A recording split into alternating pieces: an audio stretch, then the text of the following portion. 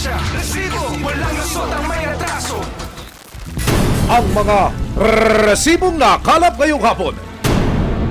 Mga pipe mula sa mainline ng tubig tila nagkanda buhol-buhol na mga ugat. Ang mga linya, aba, jumper pala. No meter, no problem ang peg dito sa Baseco kung saan illegal connection ang solusyon para sa only water. At mabaho at maruming tubig, yan ang sumbong ng mga taga Cuyapu, Nueva Ecija sa resibo. Saganang araw ang supply pero ang lumalabas naman sa kanilang gripo kung hindi kulay iced tea, kulay instant coffee. Construction worker na nakuryente sa trabaho kinailangan putulan ng mga kamay dahil sa tindi ng pinsala. Kuryente yan po. Sa pag-aksyon ng resibo sa kanyang panawagan noon. Natugunan niya kaya ng mga nilapitang ahensya ang kanyang mga problema? Anumang reklamo, bibigyan tugon. Bawat hinaing at problema, hahanapan ng solusyon. Ito ang bago ninyong sandigan, hindi palalampasin ng mga tiwali at maling gawi. Dito, walang ligtas ang abusado at lalong walang lusot ang may atraso. Dahil ang lahat, hahanapan natin ng resibo. Magandang hapon, ako po si Emil Sumangil. Malasapot na mga water jumpers o mga iligal na koneksyon ng tubig sa Tondo at kulay kalawang na tubig sa Nueva Ecija, hindi pinalampas ng resibo noon. Ilang buwan matapos pangakuan ng mga solusyon, napagbigyan na kaya ang panawagan ng mga residente o isinulat na lamang sa tubig ang mga binitawang plano. Jumper! Sounds familiar, di ba? Pero ang pamilyar na sa ating jumper ng kuryente, wow! Applicable din pala pati sa tubig. Ang epekto nito, mga bahay at eskwelahan na wala ng water supply. Meron na kami diyang malaking balde or ipunan ng tubig na pinupuno yon pagka madaling araw. Dahil sa kakulangan ng tubig, ang mga comfort room sa bawat floor ng eskwelahan nagsimula ng umalingasaw. Worst comes to worst, kami naman ay may authority naman na mag-suspend ng klase kapag walang tubig kasi mangangamoy kami. May 20, 2024, nakita raw ng isang tanod ang ginagawang jumper ng not 1, not 2 or 3 but 7 people. Team effort yan! May mga radyo kasi silang dala. So pinicturan ko sila sa may butas kasi makikita sa butas. Nagpanibagong butas po sila. Nangyari po yun, marami na palang butas sa ilalim. Nagdadagdag sila ng butas kasi may nilatag silang panibagong. Dahil sa nasaksihan, tumawag si Jocelyn sa Maynilad at sa Baseco Police Station para isumbong ang iligal na gawain ng mga taong ito. Kasi ginagawa ko nila, papasok ko sila sa ilalim ng imbornal, pati yung mga tinakpan ng unang mga Maynilad, huhukain ulit nila yun, itutusok ko nila doon yung illegal, tapos gagamit sila ng jet pump para sipsipin lahat ng tubig. May 20, 2024, nagsagawa ng operasyon ng Baseco Police Station at ang Maynilad. Ang mga suspect na nag-aala water bender sa pagnanakaw ng tubig, tuluyan na nga bang lulutang? Tubig sa Baseco Tondo, naaantala na dahil sa sala sa lapit na iligal na mga koneksyon sa ilalim ng kalsada. Dahil dito, May 20, 2024, sumugod na ang mga pulis sa lugar kung saan namataan ang mga suspect. Pagdating sa area, Sama yung dalawa, sige sumama kayo dalawa. huli on the spot ang 7 lalaki. So marami tayo dito na mga ebidensya, pati yung mga radyo. However, sana bro, tigil nyo na to. Kasi pati ispilahan, wala ng tubig. Ayon po sa impormasyong ating natanggap mula sa Manila Police District, isa ho ito sa mga nilalagusan ng mga suspect. Kasya ba ho ba sila din? Yes sir, kasya po sila kasi ito tinambakan na lang po ngayon to. Oo. Para magmukhang hindi sila kasya. Pero kaya wasak na po yan eh. Dire-diretso na po sila rito. Ito sa lugar na ito. Yan. Hindi sila magkoconnecta ngayon. Oo. Ng mga, Ito na ho yung main line na tinatawag. Ito yung main line nila. Oo. Na kinukuha na nila kasi malalim po yan eh. Oo. Kaya sila kumukuha ng linya. Narito po yung ilan sa mga ebidensyang nakalap ng Manila Police District at nakatakdang iharap sa husgado laban ho doon sa mga suspect na ngayon po ay nasampakan na ng kaukulang reklamo. Ito lang ho yung pagpapatunay na hindi raw basta-basta ang grupo, organisado at sistematiko ang kilos. merong water pump, merong mga two-way radio rito, pati ko yung tools, hindi basta-basta. August 27, 2025, makalipas ang isang taon, pinalikan ng resibo ang Barangay 649 sa Baseco, Tondo. Ayon sa punong guro, malakas at maayos na ang linya ng tubig sa kanilang paaralan. Wala na kami problema gaano sa tubig. At nabanggit ko kanina, anytime na kailangan namin ng tubig, paanda rin namin ng motor, may nahihigop na siyang tubig.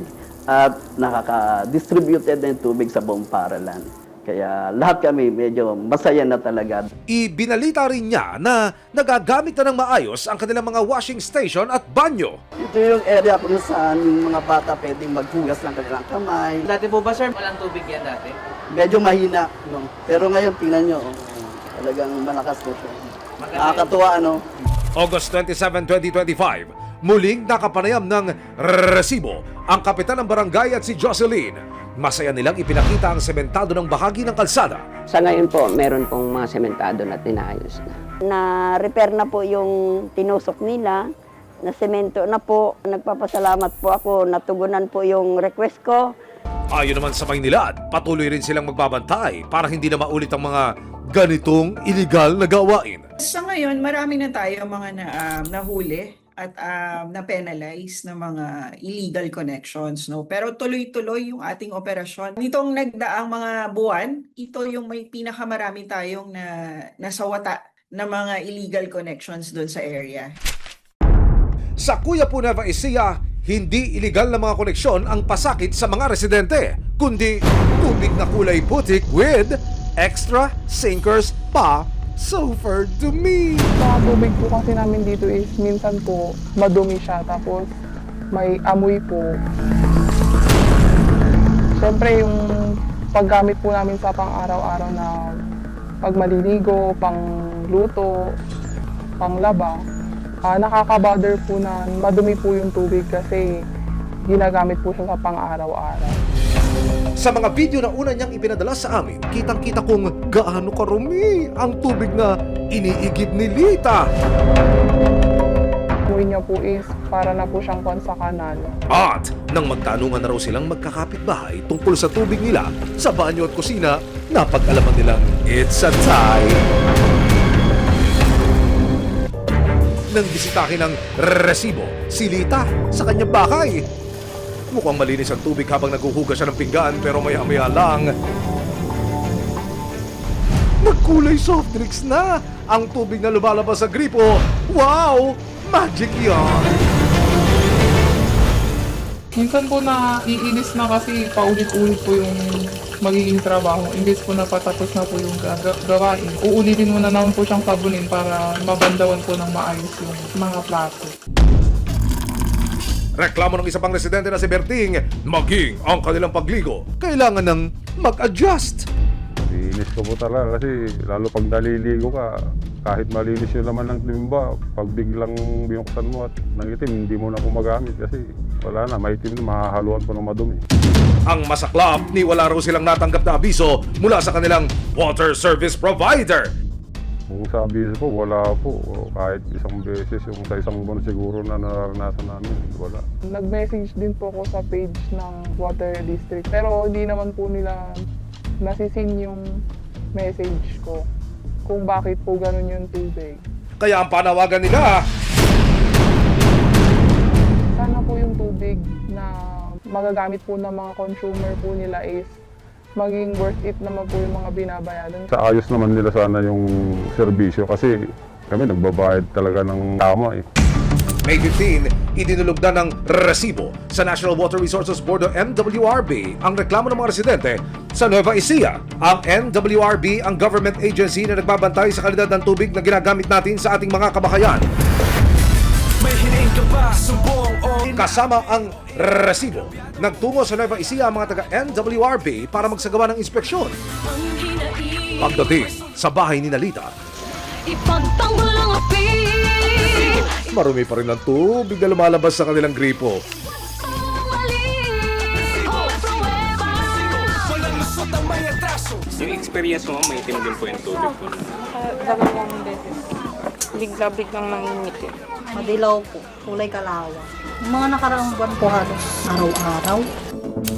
Sunod ng pinuntakan ng NWRB at Resibo, ang Balibago Water Works, ang pribadong water service provider sa lugar ni na Lita. Ngayon po parang kasi may nagreklamo po, may resibo po regarding po dun sa tubig, then in-endorse po nila yung reklamo sa akin. Okay po. So yung po mag-conduct na ng inspection po. Okay po, welcome naman po tayo sa ganyan. Regarding sa complaint po, ma'am, aware po ba tayo sa Well, aware naman po yung mga customer natin na nagkakaroon po tayo ng minimal concern sa discoloration ng water. Hindi natin kasi kontrolado since nagpumasok po yung summer, no po. Madalas po kasi is na-encounter natin yung pag-fluctuate ng supply ng electric. Dahil ang mismong pinanggagalingan ng tubig ang itinuturo, nagsagawa ang mga kawani ng NWRB ng site visit sa mga water source ng Balibago Water Works. Sa unang site na aming binisita, walang kakaibang kulay ang tubig pero may kakaiba raw itong amoy. Nagkaroon lang tayo ng isang issue sa isang deep well po. Clear siya tignan pero may amoy siya. May high content of magnesium po siya and iron po. So yun po siguro ang cause po kaya nagkakaroon ng discoloration. Walang nakitang problema sa pangalawa, pangatlo at pang-apat na water source. Meron nga po tayong isang well na nag-came up po sa ganyan na concern, which is naman po talaga na-encounter natin yung discoloration. But hindi naman po siya continuous, may mga cases lang po na nagre-react siya. Pumapasok po dun yung iron and manganese nung mismong source natin. So dun po nagkakaroon ng discoloration. We're sorry po kung yun po yung nare-receive ng customer natin. We assured po na on time or real time yung pag-update namin sa page. Sa patuloy na pagbabantay ng resibo sa loob ng 3 buwan, ibinalita sa amin ng Balibago Water Works na patuloy ang paglilinis at pagsasaayos nila ng kanilang mga pipe at filtration system. Mula po nang naiere ito, kami po ay kaagad na bumaba at nakipag-usap sa mga barangay official. Nagkaroon din po tayo ng barangay kaukus sa mga affected na barangay upang marinig ang kanilang saloobin. Pa-flashing kami ng mainline. Araw-araw namin ginagawa ito upang masigurado na malinis ang tubig bago makapunta sa mga bawat residente. Bilang tulong na rin daw sa mga customer, nagbigay raw ang Balibago Water Works Kuya Po branch ng discount sa mga apektadong customer. Buwan-buwan po ang bawas nito ay nasa 108 kada buwan. Sa loob po ng 3 buwan, sila ay may taga 108. Pangako rin ng Balibago Water Works na pagbubutihin pa nila ang serbisyo para sa kanilang customers. Kami po ay hindi nagpapabaya. Ginagawa po namin ang lahat upang mapadali at mapalinis na namin ang tubig nito at mawala ang kanilang mga daing o kanilang mga concern sa pagkakaroon ng water discoloration. Yung filtration po ay yung gagampanan namin na mapatapos itong taon ng 2025. Hanggat may mga nagtatangkang panlaba at habang may mga pagkukulang, hindi titigil ang resibo na bantayan ang mga reklamong may kinalaman sa pangunahing mga pangangailangan, alang-alang sa kalusugan at kaligtasan. Naaksidente ang isang trabahador sa isang construction site sa Pampanga dahil daw sa tindi ng natamong mga pinsala, kinailangang putulin ang 2 niyang kamay. Makalipas ang 2 taon, hindi pa rin daw abot kamay ang hustisya para sa kawawang biktima. Sa cellphone video na kuha noong 2023, ibinababa ang isang lalaki mula sa ikalawang palapag ng ginagawang bahay. Lapnos ang kanyang balat at walang tigil ang pagdurugo ng kanyang mga binti at paa. Ang lalaki nakuryente raw habang nagtatrabaho bilang construction worker. Dahil umabot na sa laman ang pagkasunog ng balat, kinailangan putulin ang kanyang mga braso pati ang mga daliri niya sa paa. Makalipas ang 2 taon, ganito ang sitwasyon ng lalaki na nakilala namin bilang si Joffrey. Gabi-gabi po, parang isip po parang mamamatay na po talaga ako. Sobrang sakit, kumikirot. Parang sabi ko, baka bukas din ako magigising. Ayaw ko pa po, kasi iniisip po yung 3 ko pong anak. Tinanong ko po sila kung gusto po nila pa akong makita. Tapos umiyak po sila, sabi nila, gusto pa kahit wala ka ng kamay. Kahit matagal na panahon na ang lumipas, naaalala pa ni Joffrey ang trahedyang sinapit sa construction site sa Pampanga. Naglalagay po ako ng pantukod dun sa slab. Inutos po ako ng foreman umakyat sa taas para ayusin po yung bakal sa slab. Linipas Nilipat ko po yung isang bakal dahil sumobra ng isa. Tapos po, nung paglipat ko pong ganun, doon po ako nakuryente. Nang magkamalay si Joffrey sa ospital, dito na niya narinig ang masamang balita. Puputulan po daw yung dalawang kamay ko. Kung di daw po puputulin, ikamamatay ko po daw. Kaya, nang hindi na makapagtrabaho si Joffrey, ang asawang si Claudina ang nagtaguyod ng kanilang pamilya. Tao po, Dad! Kasi minsan, paano tayo kakain, sabi? Paano yung mga anak natin? Sa parehong taon, lumapit ang pamilya ni Joffrey sa Public Attorney's Office. Bukod sa kanyang employer, ay may iba pa ring merong kasalanan at nagpabaya. Sa kasong iniakanda ng kanilang opisina, balak nilang pagbayarin ng danyo sang foreman at may-ari ng bahay. Kabilang dito ang mga ginastos sa ospital, sa gamot at maging ang arawan sanang sweldo mula ng maaksidente ang biktima. Makailang ulit sinubukan ng resibo na kunin ang panig ng foreman at ng may-ari ng bahay, pero tumanggi silang humarap sa amin at magbigay ng anumang pahayag. Bilang paunang tulong kay Joffrey at sa kanyang pamilya, July 2025, inilapit namin sa Department of Labor and Employment Region 3 si Joffrey. Pwede raw silang tumanggap ng benepisyo galing sa gobyerno. Pwede po tayong mag-file ng claim for compensation benefits. Makalipas ang 2 araw, muling ipinatawag ng DOLE Region 3 sina Joffrey at Claudine. Handog nila isang livelihood package na nagkakahalaga ng 50,000 pesos. Bibigyan namin kayo ng sari-sari store package with bigasan. Tuturuan namin kayong kung ano yung gagawin ninyo sa maliit na business na yon para lumago pa.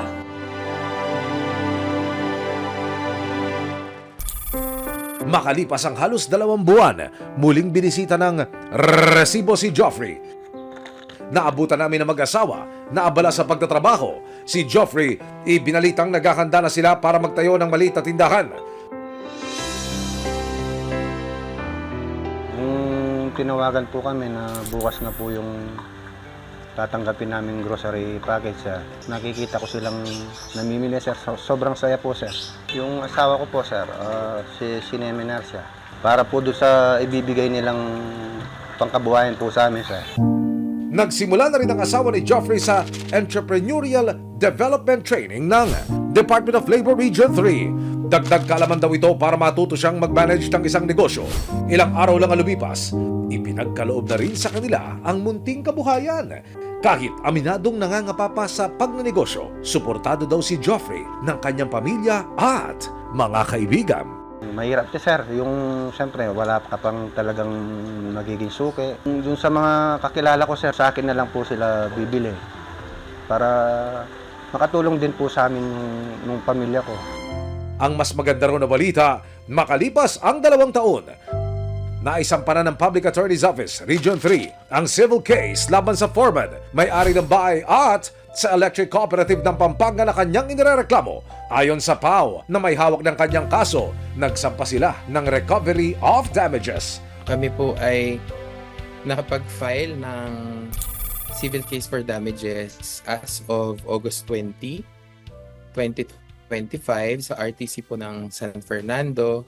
Inaantay na lamang po natin ang susunod na mga orders po ng court patungkol po dito sa kaso. Nalaman natin na si Mr. Bondok ay mayroon pa ring sugat at kailangang magamot. Maaari namin po itong i-refer sa ating mga local government units sa probinsya ng Pampanga at sa syudad ng San Fernando, Pampanga para maihingi po natin ng financial na tulong medikal.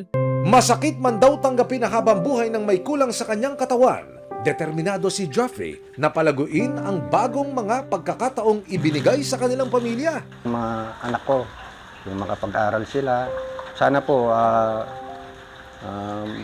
kahit papano masuportahan ko po sila kahit wala na po akong kamay. Para kay Joffrey, napatatag din ng mga pagsubok ang pagsasama nila ng kanyang asawa. Sa pagkakakuryente ko, sir, may nararamdaman pa rin ako. Kahit sobrang sakit, di ko sinasabi sa kanya, sir. Pero sana, huwag niya kaming sukuan. Yun po yung malaking pasasalamat ko sa asawa ko, yung nagtsatsaga siyang binibihisan ako, nakasikaso yung pang araw-araw ko kung kumakain ako. Laking pasasalamat din daw niya dahil sa loob lang ng halos 2 buwan, nagkaroon sila ng bagong pag-asa. Yung resibo po, maraming pong salamat sa pagsubaybay niya sa amin sa kung ano pa yung magiging laban ng aming buhay, sir. Kasi kundi dahil sa resibo, hindi maaksyonan yung magiging kinaso namin doon sa mga kung saan ako na aksidente, sir.